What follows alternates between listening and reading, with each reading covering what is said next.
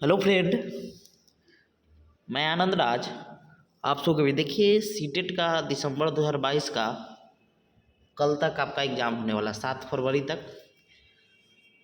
उसके बाद सबसे ज़्यादा जो टेंशन होता है वो आंसर की और रिजल्ट का होता है। देखिए, बहुत सारा शिफ्ट में इस बार एग्ज़ाम हुआ है आपका 28 दिसंबर 2022 से लेकर आपका 7 फरवरी 2023 तक एग्ज़ाम हुआ है, समझ गए। अब मेन चीज़ है कि आंसर की और रिजल्ट कब तक आएगा। देखिए, आंसर की तो बहुत जल्द आ जाता है। देखिए, पिछला सीटेट का आपका बताते हैं, सीटेट दिसंबर 2021 में जो हुआ था उसका तो बहुत जल्द आपका आंसर की जारी कर दिया गया था, समझे। लेकिन उसका जो रिजल्ट था वो थोड़ा लेट से दिया हुआ था। 9 मार्च का उसका रिजल्ट आया था। एग्ज़ाम उसका 21 जनवरी 2022 को ख़त्म हुआ था, यानी वो एग्ज़ाम स्टार्ट हुआ था 16 दिसंबर 2021 से। चला था कब तक, तो वो चला था 21 जनवरी 2022 तक चला था, समझ गया। 21 जनवरी 2022 तक। तो देखिए, इस बार जो आंसर की है वो आपका 5 से 10 दिन के बीच में आ जाएगा। आंसर की बहुत जल्दी आ जाता है, समझ गए। तो वही समझिए कि आपका लास्ट मंथ में, यानी फरवरी के लास्ट तक आपका आंसर की आ जाएगा, और मार्च के मिड में आपका रिजल्ट आ जाएगा, समझ गए। यानी दिसंबर के जो सीटेट दिसंबर 2022 का जो एग्ज़ाम हुआ था, बहुत सारा शिफ्ट में उसका आंसर की, देखिए आंसर की भी जो पिछले बार आया था बहुत परेशानी हुआ था मिलाने में।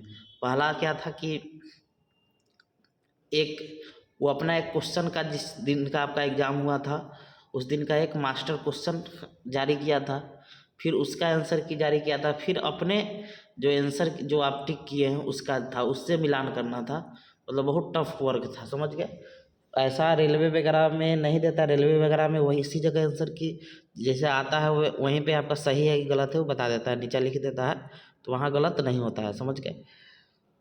इसमें था कि सबका एक मास्टर आंसर की था, जिसके कारण बहुत परेशानी होता। देखिए इस बार कैसा आता है, तो वही समझिए कि आपका फरवरी लास्ट वीक में आपका 20 तारीख के बाद आपका आंसर किया जाएगा सीटेट का, और फिर मार्च के मिड में आपका मतलब रिजल्ट आ जाएगा।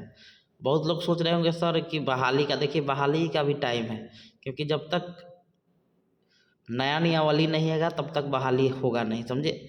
नया नियमावली में भी टाइम है, तो जो इस बार सीटेट दिए हैं वो लोग बहाली में शामिल हो जाएंगे, उनको कोई दिक्कत नहीं है, समझ गए। तो वो लोग आराम से बहाली में शामिल हो जाएंगे, उनके लिए कोई बड़ी मतलब ये चीज़ है कि इस बार का सीटेट को शामिल करें, क्योंकि बिहार सरकार पहले भी बोला हुआ था कि हम सीटेट के रिजल्ट के बाद ही मतलब नया बहाली निकालेंगे, समझ गए। तो जो इस बार सीटेट दिए हैं, जिनका बीएड कंप्लीट हो गया है, समझ गए, वो लोग आराम से फॉर्म भर सकते हैं। अब कहेंगे सर 21-23 वाले सेशन बीएड वाले, तो देखिए यहाँ सिंपल फंडा ये है। देखिए, जब टीचर का जब नोटिफिकेशन आएगा तो उस समय तक आपका बीएड कंप्लीट होना चाहिए, समझे, और आपका सीटेट होना चाहिए। दोनों है तो आप उसमें फॉर्म डाल सकते हैं, नहीं है।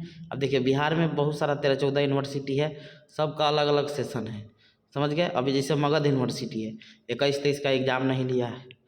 मौलाना यूनिवर्सिटी 21-23 का रिजल्ट नहीं दिया है, समझे। तो या आपका एक पाटलिपुत्रा भी, तो वो तो 4-5 दिन में दे देगा पाटलिपुत्रा। बहुत सारा यूनिवर्सिटी ऐसे है। तो कहने का मतलब है कि आप सिंपल समझिए कि आपका रिजल्ट आ जाएगा तो, और बीएड कंप्लीट रहेगा तो आप फॉर्म डाल सकते हैं, नहीं है तो नहीं डाल सकते, इतना समझिए। तो रिजल्ट जो है आपका वो मार्च के मिड में, और आंसर की फरवरी के लास्ट वीक में आ जाएगा, समझ गए। Thank you.